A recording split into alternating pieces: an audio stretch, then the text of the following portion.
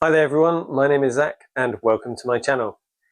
I recently did a video with Matt Easton, which you can find over on his channel, about using two-handed swords on horseback.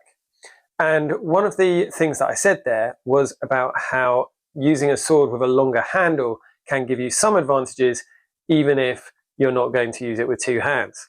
One of those things I suggested was that you can have extra reach if you hold the sword by the pommel. Now, that's not actually going to give you huge amounts of reach. It will give you some, and sometimes every little helps.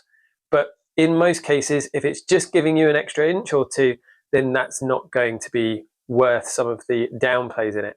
But there are some other advantages to holding the sword by the pommel. So if you're using a single-handed sword like this on horseback, then one of the problems, if you're giving point, is that the biomechanics of it are really quite strange. The sword is coming out at a right angle to your hand.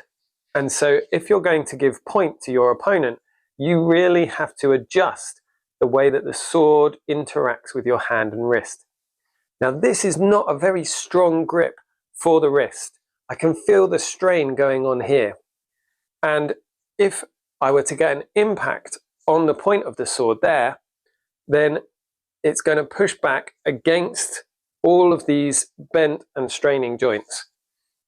Now, one of the things that they did in order to improve this interaction is to give these finger guards, which would allow you to get a better grip, a kind of a longer grip, and stretch that hand out across the sword, which gives you a bit of an easier way of getting point. It still isn't perfect. The reason is that if you were to skewer someone on the point of your sword, the impact is moving away from the line of your arm. Okay? So even if I'm doing this, the impact is moving away from the line of my arm.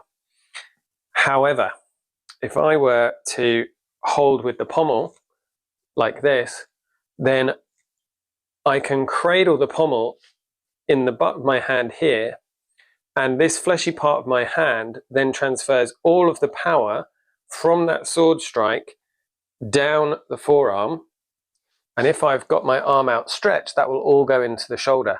That allows all of the power of my horse and myself to go into that point strike with the sword. Now, why would I say that this is a good idea? Now, it wouldn't be a good idea all the time. You do lose a lot of dexterity by holding the sword out like this. But if you're trying to use it like a lance and give point with it, then holding it like this and getting that extra strength to the hit by resting the pommel on the palm of the hand here is an extremely good idea. Now, I know it's an extremely good idea because by the time you get to the 20th century, they're actually designing swords like this. The 20th century cavalry sabers that were used in World War I, I should say the 20th century cavalry swords that were used in World War I, had almost a pistol grip, which really kind of encouraged this, this way of holding the sword. They're actually quite uncomfortable to hold if you're not holding them in this way. And those swords were specifically designed to give point. So there we go. Holding a sword like this, generally not recommended, but in some extreme situations, including giving point on horseback, it can really improve your chances of getting through some pesky armor. Thank you for watching all the way to the end. I really appreciate it.